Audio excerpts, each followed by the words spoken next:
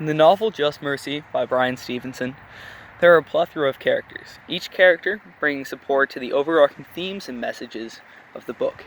In the early pages and chapters, few characters were able to overlap. One of the characters that didn't overlap into different chapters was a young child named Charlie.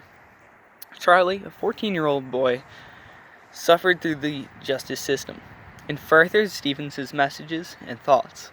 Charlie had suffered at the hands of the justice system just like many of the passing characters in the novel. Bryan Stevenson, as the author and narrator of his book, focuses on those injustices given to many of the minor characters.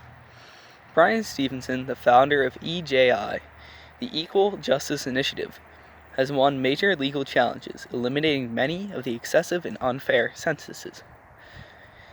He relieves many prisoners sentenced to death row, confronting abuse of the incarcerated and mentally ill, while aiding children in the process.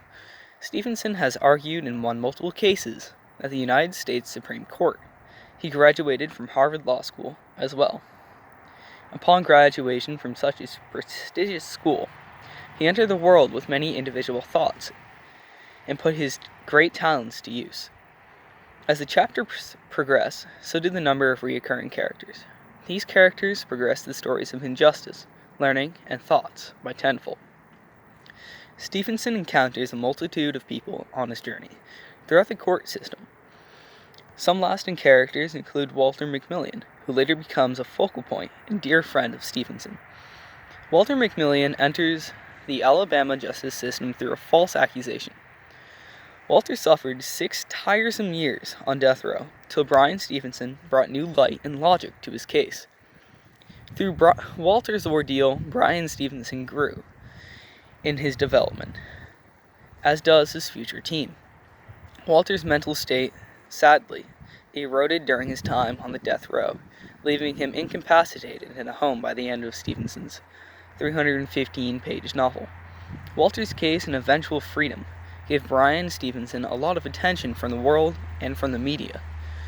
Bryan's effort to ensure justice for the mentally enfeebled, people of color, impoverished, and many others led to the creation of the Equal Justice Initiative, a nonprofit organization that collected lawyers with a common goal, that goal being freeing the world from the grasp of injustice.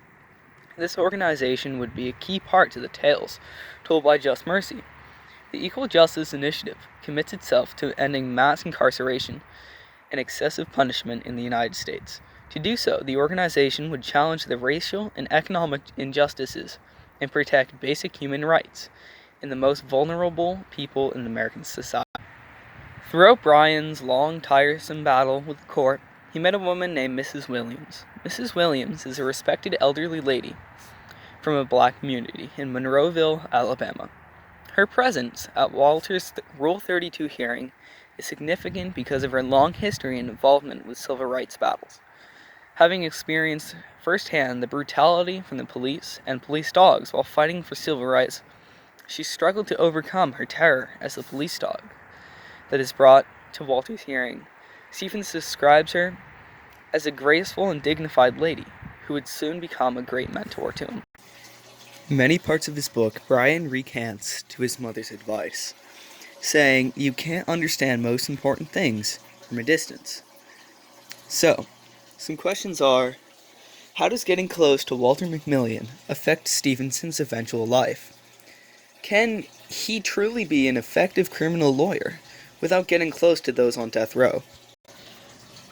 Like most countries, the United States uses the death penalty, but it slightly differs from other countries. For instance, Germany abolished the death penalty after the Holocaust. In India, where the death penalty is legal, only a handful of criminals have been executed since the turn of the century.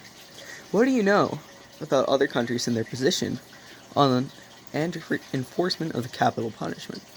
How might politics, religion, culture, and/or history play a role in how our country commits these things?